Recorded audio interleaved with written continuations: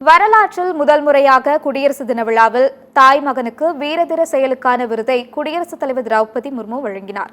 ராணுவத்தில் lieutenant general ஆக இருப்பவர் சாதனா சக்சேனா நாயர். புனே ஆயுதப்படை மருத்துவக் கல்லூரியில் குடும்ப மருத்துவம், குழந்தைகள் நலன் மற்றும் சுகாதார மேலாண்மைக்காக பட்டம் பெற்ற இவர் இஸ்ரேல் மற்றும் சுவிட்சர்லாந்து ராணுவ மருத்துவ சேவையில் பயிற்சி பெற்றுள்ளார். கடந்த 2024 ஆகஸ்ட் 1ஆம் தேதி ராணுவ மருத்துவ சேவைக்கான இயக்குநர் ஜெனரலாக பதவியேற்றார்.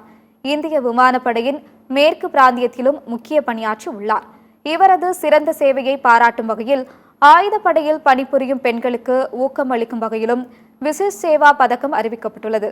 இவரது மகன் தருண் நாயர் விமானப்படையில் ஸ்குவாட்ராக் லீடராக உள்ளார். இவர் 2018 ஜூன் 16 விமானப்படையில் சேர்ந்தார்.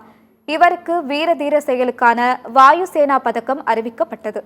ராணுவத்தில் லெப்டினன்ட் ஜெனரலாக பணியாற்றும் சாதனா நாயருக்கும் விமானப்படையில் பணியாற்றும் அவரது மகன் ஸ்குவாட்ரன் லீடர் தருண் நாயருக்கும் வீரதீர செயல் புரிந்தமைக்கான வாயுசேனா பதக்கத்தை குடியரசு தினத்தன்று குடியரசுத் தலைவர் திரௌபதி முர்மு வழங்கி கௌரவித்தார். ஒரே ஆண்டில் தாய் மகன் இருவரும் சிறந்த சேவைக்காக விருதை பெறுவது இந்திய வரலாற்றில் இதுவே முதல் முறையாகும்.